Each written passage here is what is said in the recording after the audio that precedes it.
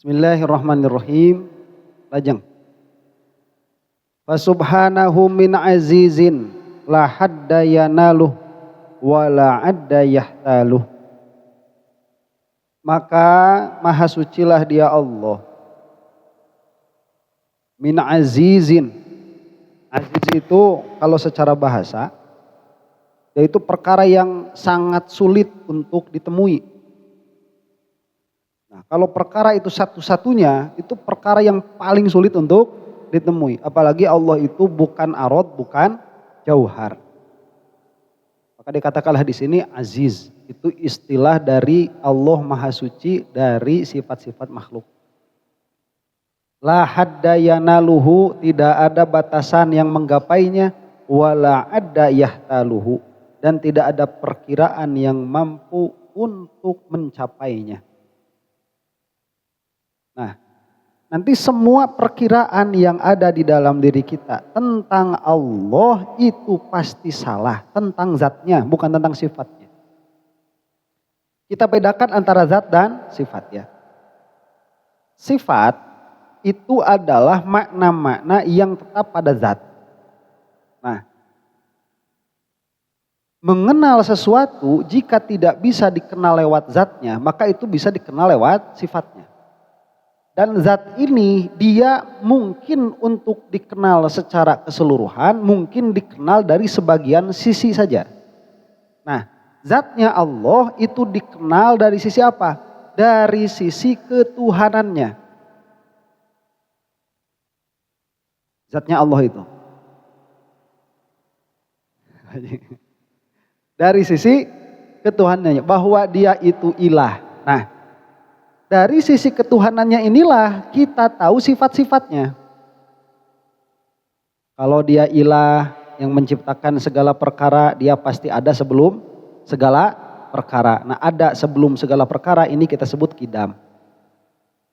Jika dia ilah dan yang namanya ilah, Tuhan itu pasti dibutuhkan oleh semua perkara selain dirinya, maka dia pasti bako. Terus seperti itu. Nah, itu dia mengenal dari zat. Jadi zatnya itu kita hanya tahu dari sisi bahwa dia itu ilah, sudah. Nanti dari tahu bahwa zatnya Allah itu adalah ilah, kita bisa tahu sifat-sifatnya. Maka semua perkiraan tentang zat Allah itu pasti salah.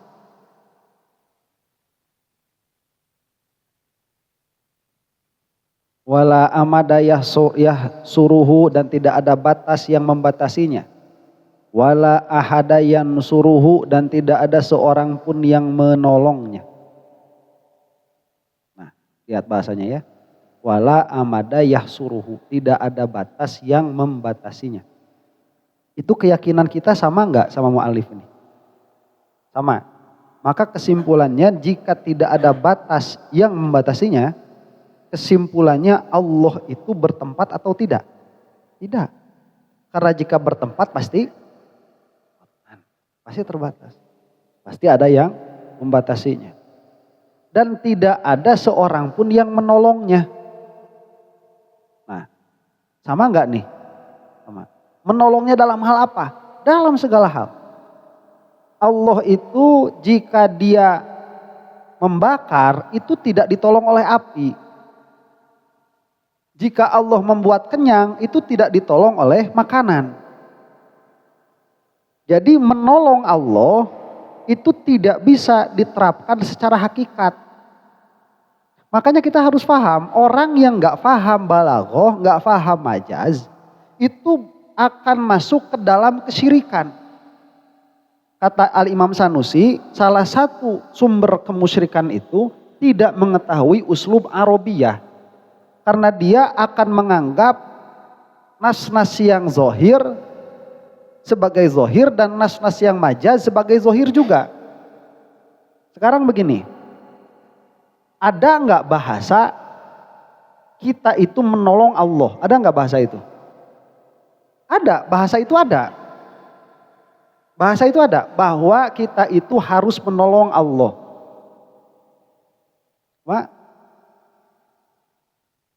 Ya, bahasanya dulu ini bahasa menolong Allah.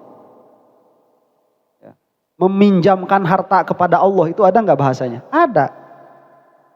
Bahasa meminjamkan harta kepada Allah itu ada. Tapi kalau kamu menganggap itu sebagai hakikat, bahwa kita itu meminjamkan kepada Allah dalam pengertian Allah lagi butuh, tolong pinjam dulu dong. Pinjam dulu 100. Itu menghinakan apa memuji sama Allah itu? Menghinakan, bukan memuji. Nah sekarang bahasa seperti itu bukan hanya pada menolong Allah, meminjamkan harta kepada Allah, bukan, termasuk juga pada apa? Wajhullah, yadullah, rijlullah. Kalau diterjemahkan itu tangan Allah, kaki Allah, wajah Allah. Itu pun majaz juga. Makanya harus tahu uslub Arabiyah. Nah, jadi bahasa menolong Allah itu boleh dipakai. Tapi makna dalam pengertian Allah itu ditolong tidak boleh dipakai. Kenapa? La ahada yansuruhu, tidak ada seorang pun yang menolong Allah. Ini sudah mutlakon dalam segala hal. Kita ini wajib bersyukur sama Allah Subhanahu wa taala itu. Tidak masuk ke dalam pemahaman-pemahaman yang sesat. Alhamdulillah. Orang itu kalau udah sesatnya jauh, sesatnya jauh, susah mau balik lagi itu. Susah. Wala walada yashfa'uhu, dan tidak ada anak yang memberi syafaat kepadanya. Ini isyarat kepada rod Nasrani. Rod kepada Nasrani. Karena Nasrani itu punya itikad seperti ini. Yesus itu siapa? Yesus itu adalah firman Tuhan. Yang mana firman Tuhan itu adalah esensi yang dengannya Tuhan menciptakan alam. Nah, yang dengannya Tuhan menciptakan alam. Jadi Yesus ini adalah firman Allah. Tadi saya debat sama orang Kristen tuh. Dia bilang gini, Yesus itu Tuhan. Karena dia itu firman Allah. Saya bilang gini, sesuatu yang dinisbatkan kepada sesuatu yang lain itu bukan dirinya. Kalau saya bilang ucapan saya itu bukan saya. Coba nih, dia bilang gini, ucapan kamu itu kamu. Liur sah ya. Kok bisa punya pikiran seperti itu, gimana caranya ya? Ucapan saya ini saya, bukan, ucapan saya ini bukan saya. Saya bilang ucapan saya ini hilang, sayanya tetap. Terus dia bilang, itu kan karena ucapan kamu, tapi ucapan Tuhan tidak akan hilang. Firman Tuhan itu tidak hilang. Firman kamu, ucapan kamu hilang.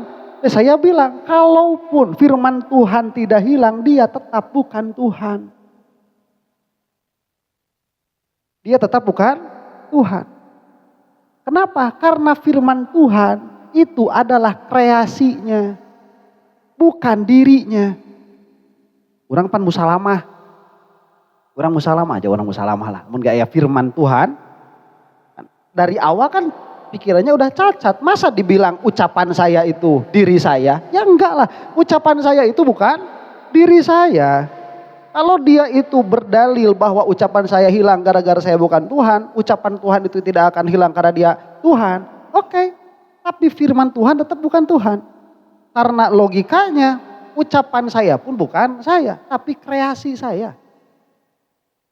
Makanya kalau misalkan kita itu jadi buronan, jadi DPO, bisa nggak polisi itu cuma nangkap suara saya aja?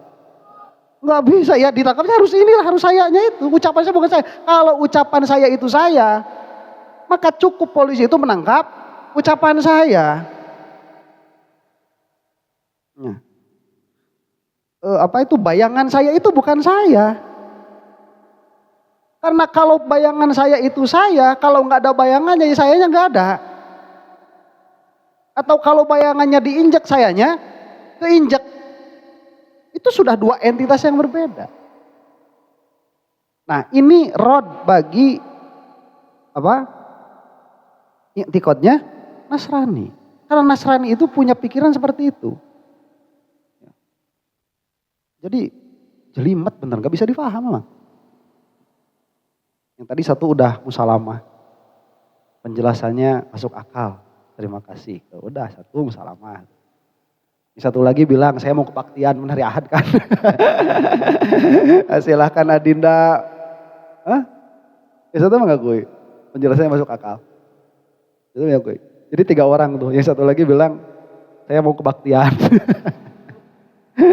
Ya bukan belum beres, dia bilang apa? Silahkan Adinda mempercayai apa yang Adinda percayai gitu. Ya, kalau secara debat ya udah. Yang satu lagi ngomongin tempat. Ngomongin tempat. Tuhan itu bertempat. Itu yang Tuhan bertempat itu orang Nasrani itu. Orang Kristen. Mereka itu punya itikad Bapak itu di surga. Ya. Mereka punya itikad Bapak di surga. Sama kayak si Wahabi, cuman tempatnya beda. Kalau si Wahabi masih udah di aras Tuhan itu. Sama. Orang kalau udah berpikirnya illogical, itu pasti bakal ada kesamaan di dalam ketidaklogisannya. Di dalam ketidaklogisannya itu ada kesamaan. Makanya yang satu-satunya yang konsisten bahwa Tuhan itu, Allah itu tidak bertempat, tidak punya anak, tidak bisa dibatasi oleh ruang dan waktu, tidak bisa disebut punya anggota badan. Itu cuman Ahlus Sunnah wal Jamaah. Itu yang konsisten. Cari yang sama yang lain, gak ada. Ya, ada juga sih yang mirip-mirip sama falasifah sebetulnya. Ada mirip-mirip sama falasifah. Begitu. Makanya kita berbicaranya kepada mana yang logis. Nah ini kalau kita mau lihat para sufiyah, mereka itu punya i'tiqad wala ahada yansuruhu wala walada yashfa'uhu. Tidak ada anak yang menolongnya.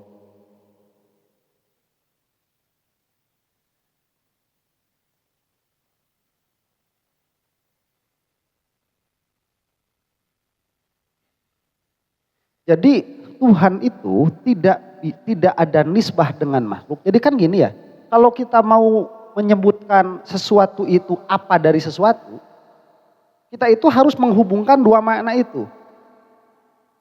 Ya, misalkan nih, saya dihubungkan sama Bu Haji misalkan.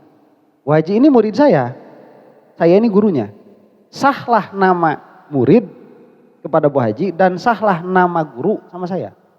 Kalau kita itu cuma melihat sayanya aja, saya ini guru atau murid? Gak bisa dinilai, karena gak ada nisbah. Saya dinisbahkan kepada aksara. Ada nisbah. Sahlah aksara itu disebut anak saya, sah pula saya disebut bapaknya. Lah sekarang Allah itu mau dinisbahkan sama siapa? Kok sah yang satu ini disebut anak? Mau nisbah sama siapa? Tidak ada makhluk tatkala dia itu dilihat disandingkan dengan Allah di dalam makna Allah sah disebut bapak, makhluk ini sah disebut anak, tidak ada. Yang ada itu khalik makhluk. Sandingkan Allah dengan apapun, pasti hubungannya itu khalik makhluk. Kecuali dengan sifatnya, itu sifat. Sandingkan Allah dengan Muhammad sallallahu alaihi wasallam, khalik makhluk. Allah pencipta, Nabi Muhammad yang diciptakan. Sandingkan dengan Nabi Musa, khalik makhluk. Sandingkan dengan Nabi Isa, khalik makhluk. Kata orang Isa bukan Yesus, Yesus bukan Isa. Oke lah kita bersalamah. Sandingkan dengan Yesus, sama, khalik makhluk. Tidak ada nisbah yang menjadikan sah sesuatu ini dia sah disebut anak bagi Allah, enggak ada. Pasti khalik makhluk. Wala adada yajma'uhu, dan tidak ada bilangan yang bisa mengumpulkannya. Makanya satu di sini bukan bilangan. Bukan numerik itu, bukan setengah tambah setengah sama dengan satu, itu bukan. 1/4 kali 4, 1 bukan. Cuman gak ada bahasa lagi, bahasanya apa ya? 1. Bahasanya 1. Wala makana yumsikuhu, dan tidak ada tempat yang menaunginya. Yumsikuhu itu apa ya? Menggendongnya, apa bahasanya itu? Menampungnya. Dan tidak ada tempat yang menampungnya. Salafi? Oh iya.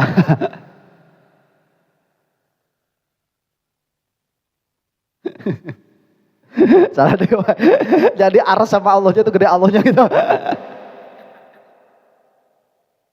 Ya iya. Makanya bahasa itu yumsiku. Maksud menampung itu apa ya?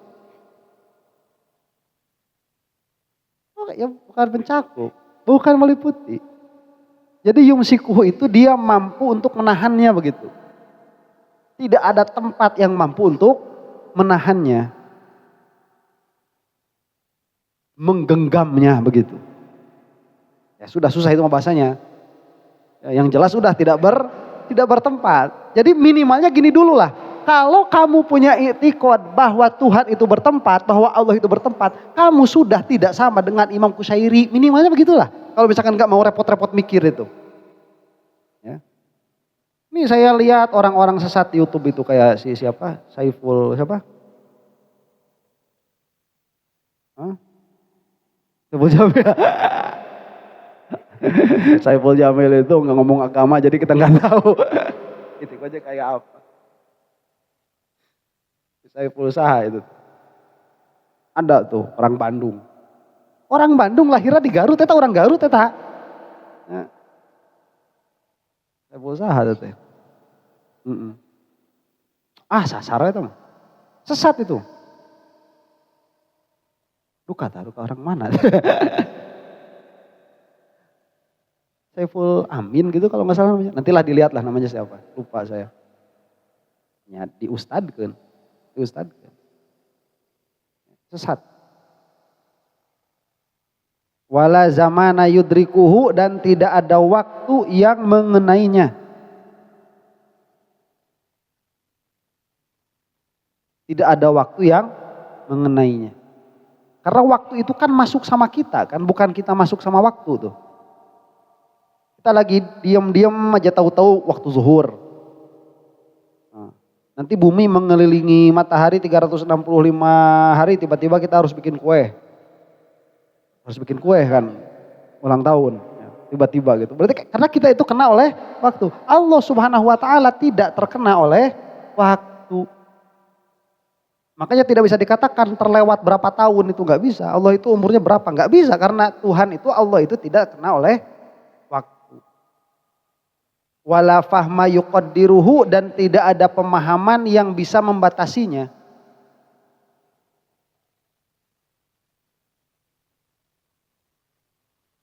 Tidak akan habis pemahaman kita tentang Allah itu. Pengetahuan kita tentang Allah itu tidak akan habis. Maka tidak ada takdir. Yang kita aji itu dia kadar minimal yang harus kita ketahui. Wala wahma yusawwiruhu, dan tidak ada sangkaan yang mampu menggambarkannya. Ta'ala an ayyuqala kaifa huwa au aina. Maha tinggilah dia Allah itu dari dikatakan padanya kaifa atau aina. Ini makulah, makulatul kaif dan makulatul ain. Allah itu tidak terkena oleh hal. Yang namanya kaif itu dia kan arad nafsiyah. Yang namanya arad nafsiyah imma hal atau makom, atau yang disebut oleh malakah itu. Nah keduanya ini bagi Allah mustahil. Allah itu tidak terkena hal. Karena hal itu dia makna yang tetap di kita, yang dia itu tidak tetap. Dia hilang. Contoh misalkan nih, Allah Subhanahu wa ta'ala marah. Marah itu di dalam diri kita kaif, kebagaimanaan kita. Bagaimana kabarmu geramak? Lagi marah. Kasih aja duit 15 juta. Habisin. Kalau belum habis jangan pulang. Marahnya langsung hilang. Nanti duitnya habis, marah lagi. Itu hal. Jadi hal itu dia menetap pada diri, tapi dia tadinya belum ada, tadinya tidak ada, dan setelah ada dia akan kembali tidak ada. Allah Subhanahu wa taala maha suci dari perkara seperti itu. Makanya bahasa-bahasa syariat yang bermakna marah, ridho, sayang, itu tidak boleh dimaknai dengan makna zahirnya. Kita marah, awas loh, jangan makan riba, nanti Allah marah. Maksud marahnya itu marah dalam makna yang sama dengan kita maknai tapi beribu kali lipat. Itu musyrik, itu sudah tidak boleh. Atau mengatakan Allah sayang. Mengatakan Allah sayang itu tidak boleh. Allah sayang sama kita. Dalam pengertian sayang yang kita pahami dinisbahkan kepada Allah ditambahkan ribu-ribu kali lipat. Atau juta kali lipat. Atau miliar kali lipat. Enggak boleh. Itu musyrik. Karena sayang atau Rahman atau Rahim itu hanya boleh dinisbahkan kepada Allah lafaznya saja. Hakikatnya kita harus memahami hakikat yang lain. Kalau tidak dimaknai dengan hakikat yang lain, maka kita sudah menisbahkan sifat Allah kepada sifat makhluk kepada Allah, dan itu musyrik. Gak boleh. Jadi kalau ditanya nih, Allah sayang gak sama kita itu? Sayang apa dulu? Saya kan ngomongnya lafaz nih, lafaz. Allah sayang gak sama kita? Ini gini, Allah sayang gak sama kita? Jawab aja udahlah. Sayang kan? Allah sayang sama kita. Maksud kamu Allah sayang sama kita itu apa? Maksudnya apa?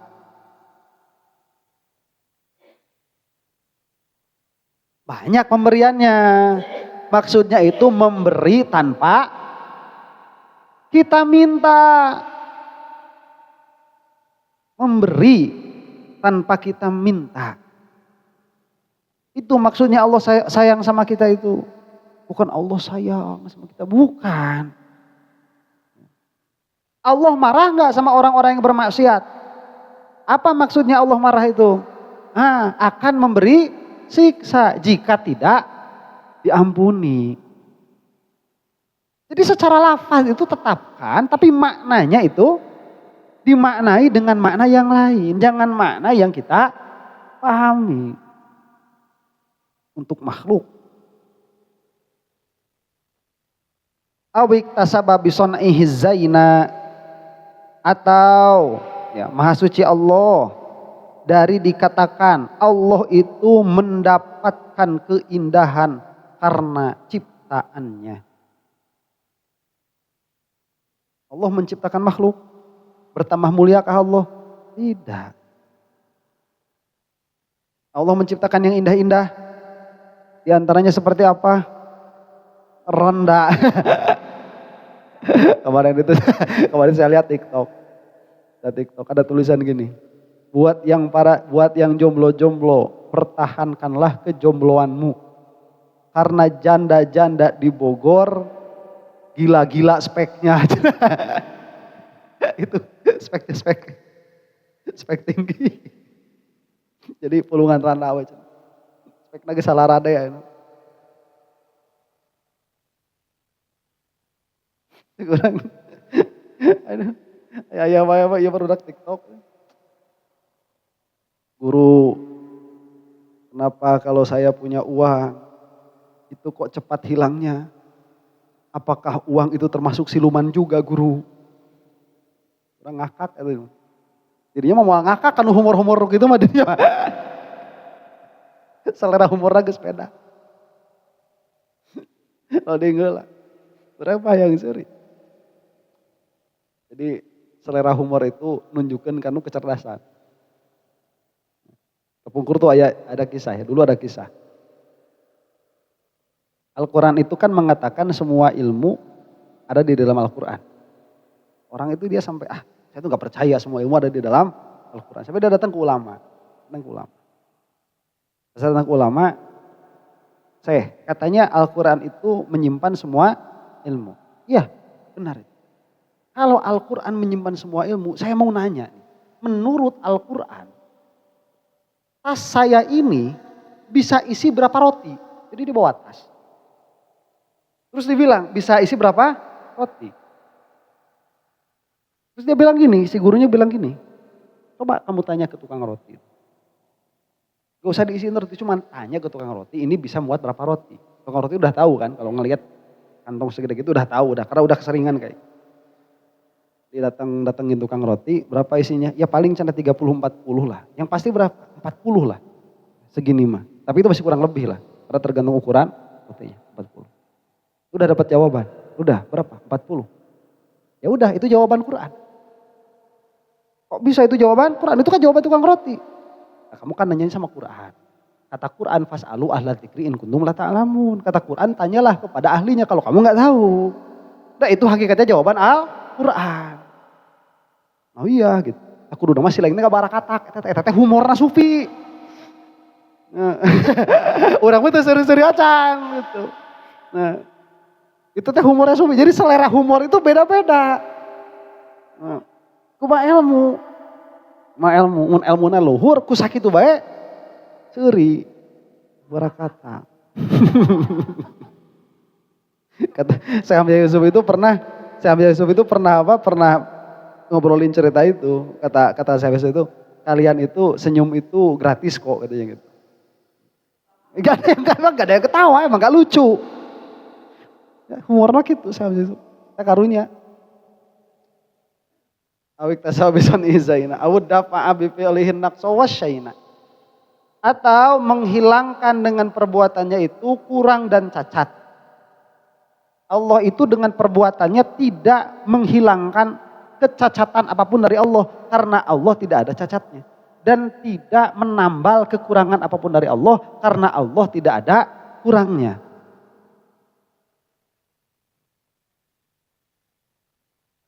Laisa kamitslihi syai'un wa huwas samiul basir.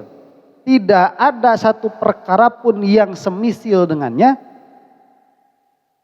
Wa huwas samiul basir, dan Allah itu as-sami'ul basir. Wa la yaghlibuhu hayyun wa huwal khabirul qadir. Ahmaduhu ala ma yuli wa yasna'u wa ashkuruhu ala ma yazwi wa yadfa'u. Aku memujinya atas apa yang telah dia terangkan. Dan apa yang telah dia ciptakan. Dan aku bersyukur kepadanya atas apa yang telah dia kumpulkan. Dan atas apa yang telah dia singkirkan. Nah, ini maksudnya apa? Jadi kalau bersyukur kepada Allah, itu kita harus ingat kepada kebaikan. Dan penilaian kita kepada kebaikan itu kadang-kadang terbalik. Jadi kadang-kadang kita menilai sesuatu ini baik padahal kenyataannya dia buruk. Kadang-kadang kita menilai sesuatu itu buruk. Kadang-kadang kita menilai sesuatu itu buruk padahal kenyataannya sesuatu itu baik. Pun kadang-kadang kita itu suka menyangka bahwa sesuatu itu karena ada pada diri kita maka itu adalah pemberian. Tapi tatkala tidak ada di dalam diri kita berarti itu adalah pencegahan. Ya. Jadi kalau misalkan kita ditanya, kamu gak punya apa? Kita itu gampang ngobrolnya itu ngomongnya. Gak punya mobil, gak punya istri kedua, gak punya duit, gak punya rumah, gak punya jabatan. Wah, gak punyanya banyak. Kalau disuruh nyebut yang punyanya apa, sebenarnya banyak juga. Banyak juga. Punya apa? Punya jantung, di dalam jantungnya itu ada 4 bilik. Ya, ada 4 bilik. Ya, bilik-bilik jantung itu. Terus ada apa? Paru-parunya, di dalam paru-parunya itu juga ada urat-uratnya. Kalau ditanya punya apa, kita juga banyak juga. Padahal kadang-kadang yang kita anggap pemberian itu sebetulnya adalah pencegahan. Dan yang kita anggap pencegahan itu sebetulnya kadang-kadang adalah pemberian. Karena kita sebagai manusia suka salah menilai. Ditanya nih orang, dia lagi gak punya duit, ditanya, kamu lagi punya apa? Dia bilang gak punya apa-apa. Duit gak punya. Padahal tatkala dia bilang dia gak punya duit, dia lagi punya waktu. Waktunya luas. Dan waktu itu sesuatu yang tidak bisa dibeli. Kita tuh mau bayar berapa? Mau ngembaliin 5 menit yang udah lewat itu. Bisa nggak? Nggak bisa. 5 menit yang sudah lewat itu tidak bisa dibeli kembali. Jadi kadang-kadang kita menilai bahwa kita itu ditahan dari pemberian, padahal hakikatnya itu adalah pemberian. Nah makanya Al-Imam Al-Qushairi tidak melihat, tidak memuji Allah semata-mata karena apa yang telah dia berikan. Saya bersyukur kepada Allah atas semua yang telah Allah berikan kepada saya. Tidak, tapi beliau berkata, saya bersyukur kepada Allah atas apa yang dia berikan dan atas apa yang tidak dia berikan. Karena yang tidak diberikan pun itu hakikatnya adalah pemberian.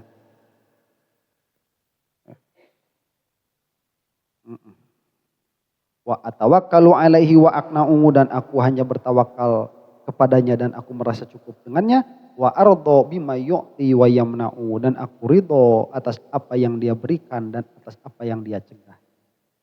Wa asyhadu an la ilaha illallah wahdahu la syarikalah, dan aku bersaksi bahwa tidak ada ilah selain Allah, hanya dia sajalah, tidak ada syarik baginya.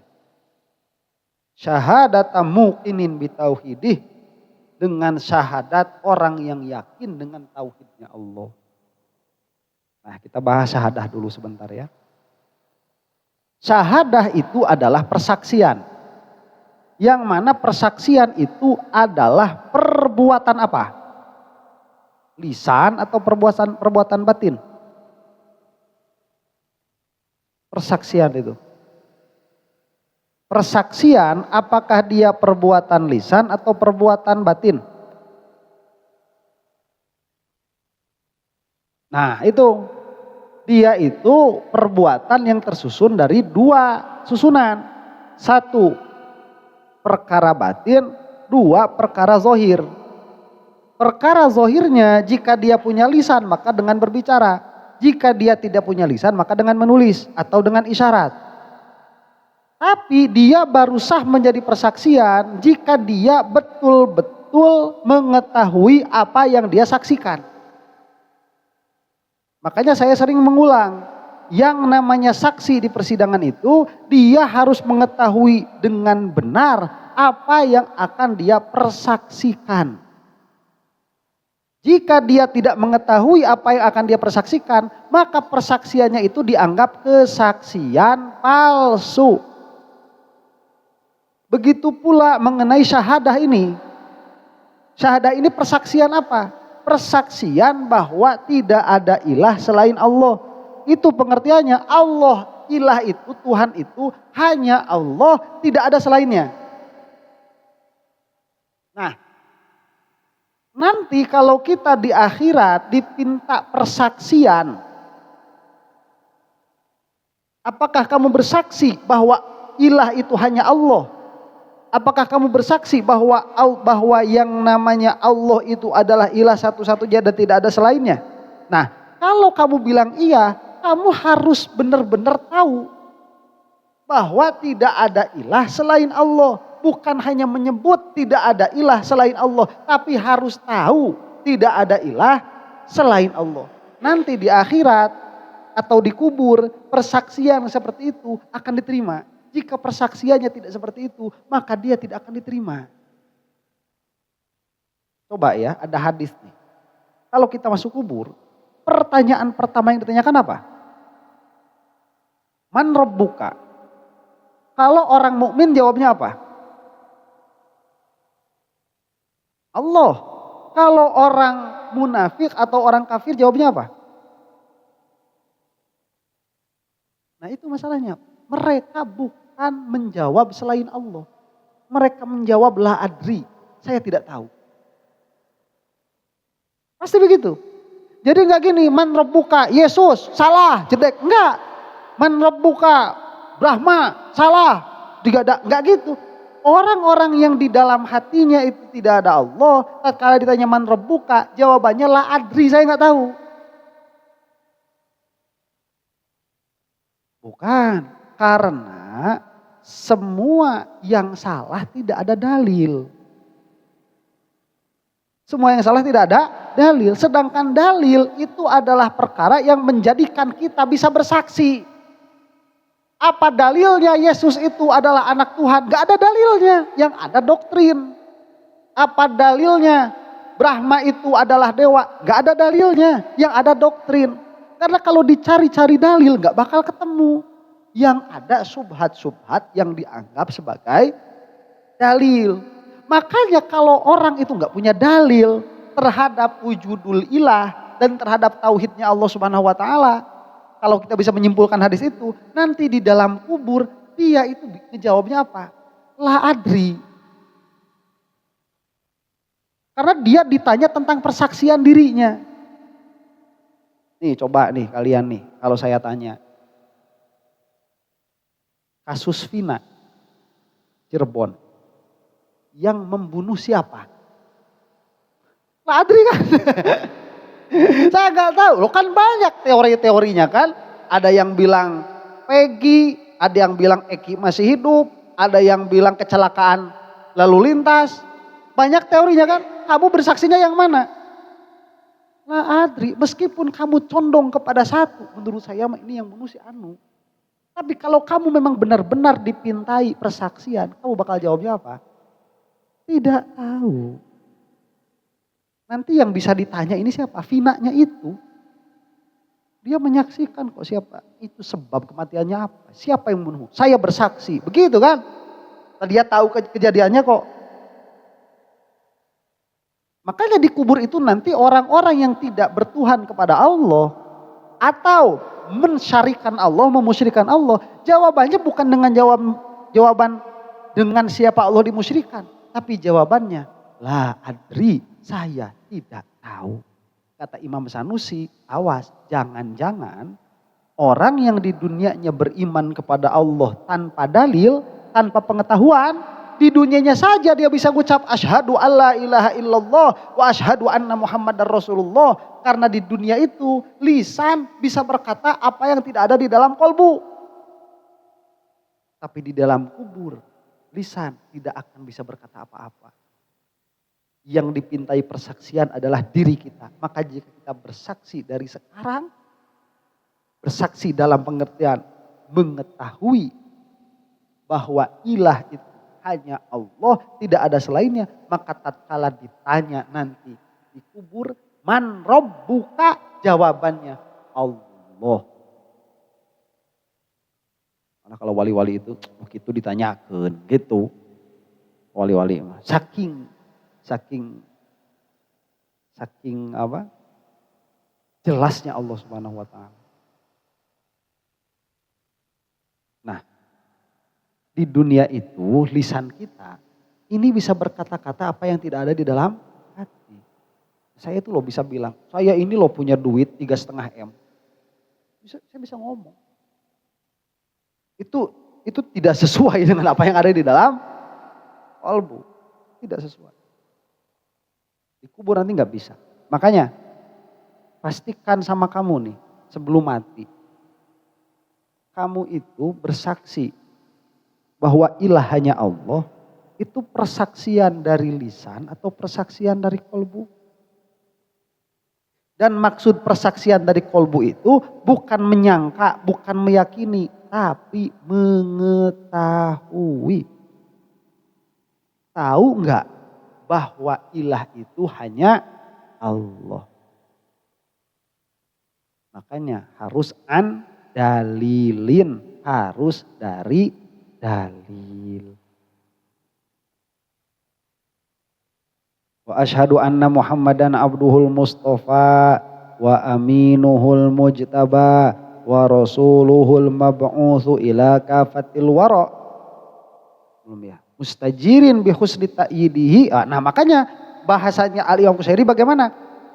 Saya bersaksi bahwa tidak ada ilah selain Allah saja, tidak ada syarik baginya. Nah, syahadat ini syahadat yang bagaimana? Syahadat muqinin bi tauhidihi, dengan syahadat orang yang yakin dengan tauhidnya Allah. Bukan syahadat orang yang cuman ikut-ikutan.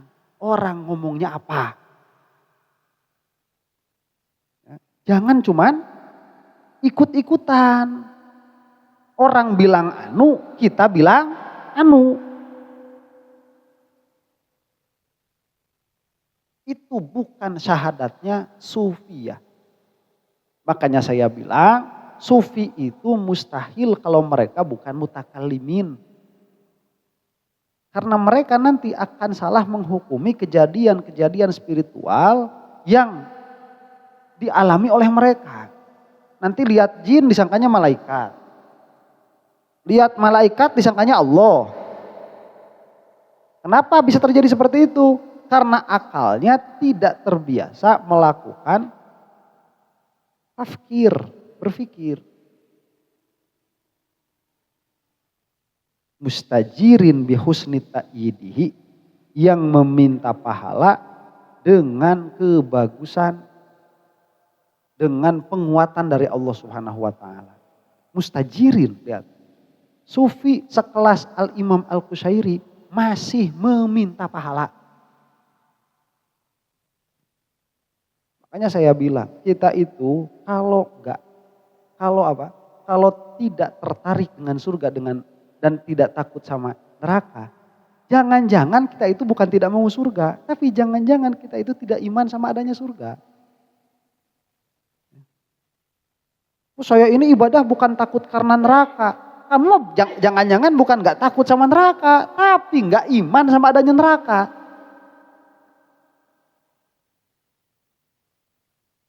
Kalau orang udah gak takut neraka, neraka itu apinya kayak gimana? Neraka itu. Para ulama itu menjelaskan neraka itu saking panasnya, apinya warnanya udah hitam. Udah gak kuning lagi. Kalau nafas orang yang disiksa di dalam neraka, satu nafasannya saja itu dihembuskan kepada penduduk Madinah, maka Masjid Nabawi itu terbakar. Satu nafas saja.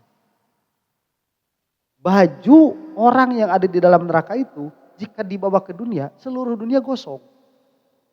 Bajunya aja itu. Nah, terus sekarang kalau orang udah gak takut sama neraka, terus dia ngerokok, terus kapetel, masih kena ngegorowok, panas, bohong gak orang kayak gitu? Bohong.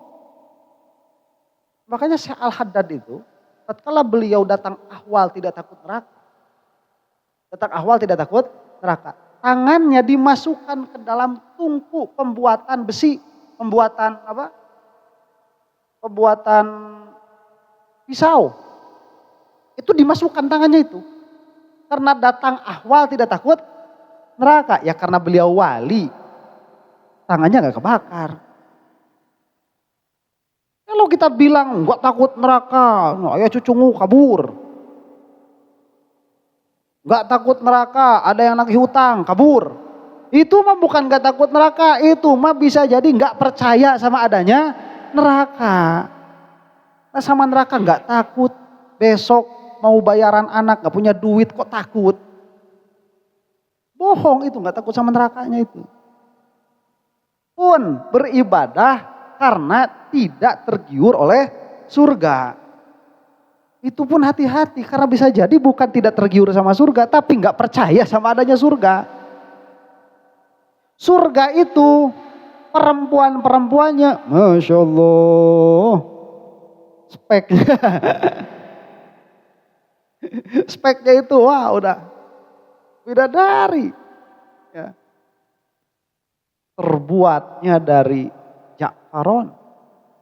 Matanya indah-indah, kulitnya mulus-mulus. Can pernah digegel ku reungit, can pernah kena ku jerawat, teu kena ku budug. Taraga garo. Coba, hapuran. Ya, keringetan, cuman keringetnya wangi. Keringetan. Lah ini coba, penduduk apa? Surga itu. Itu ceweknya kayak gitu. Makanannya di kita aja yang sumber airnya satu, air tawar. Ini makanannya bisa macam-macam kayak gini.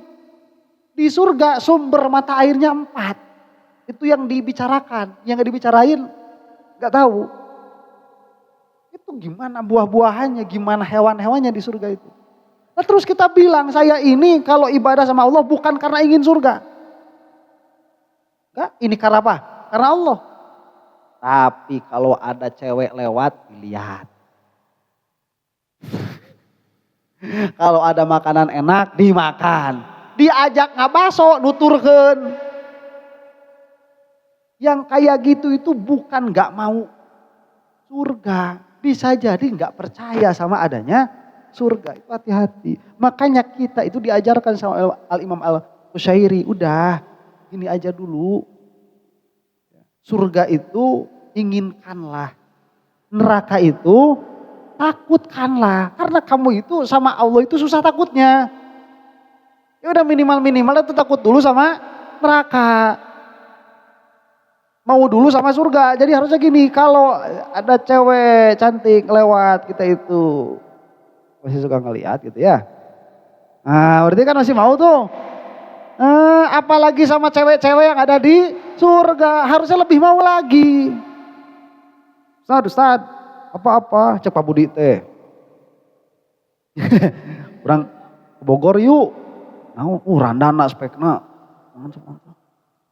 Survei. Udah Pak Ustadz mah gak usah mikirin ongkos, saya ongkosin udah. Orang teh indit. Berangkat. Dibibita ku surga teu kabita. Nu kitu mah bisa jadi di dalam hatinya enggak ada iman. Makanya orang ya udah enggak takut neraka. Ada panggilan perang berangkat. Disuruh duel berangkat. Sidna Ali itu bener gak takut sama neraka itu. Ya apa di neraka itu gak bakalan mati. Di neraka mati gak? Enggak, di neraka gak bakalan mati. Saya ini loh perang mau mati. Saya gak takut, apalagi neraka yang gak mati ya tuh. Ini aja yang bakal mati saya gak takut, apalagi yang bakal mati. Lebih gak takut lagi. Orang yang gak takut kayak gitu.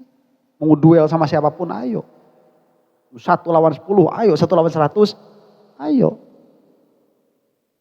Orang udah gak takut neraka. Orang udah gak mau surga jadi asongan satenya mual di dahar. Ada cewek lihat yang gak bakalan dilirik begitu. Nah sekarang nih kalau orang di dunia udah kayak gitu. Cewek dia udah gak seneng. Makanan dia udah gak seneng. Ada kemungkinan gak nanti kalau di surga kalah mukmak. Ada kemungkinan gak? Ada. Teu kaganggu teh teu sasepek. Tidak sesuai ekspektasi. Lihat ini kurang, lihat ini kurang. Gak ada saya mau gak ada kesukaan. Nanti mau masuk surga. Bisa jadi paling semangat. Makanya orang yang di dunianya aja mereka itu sudah tidak tergoda oleh kenikmatan duniawiyah, nanti di surga mah bisa jadi tergoda. Lah gimana orang yang di dunianya ini udah kayak kita, pengen yang nyaman-nyaman, pengen yang enak-enak, pengen yang elok-elok. Kok bilangnya gak mau surga? Jangan-jangan malah gak iman sama adanya surga. Allahu a'lam bishawab. Dan sholat ya, sholat heula.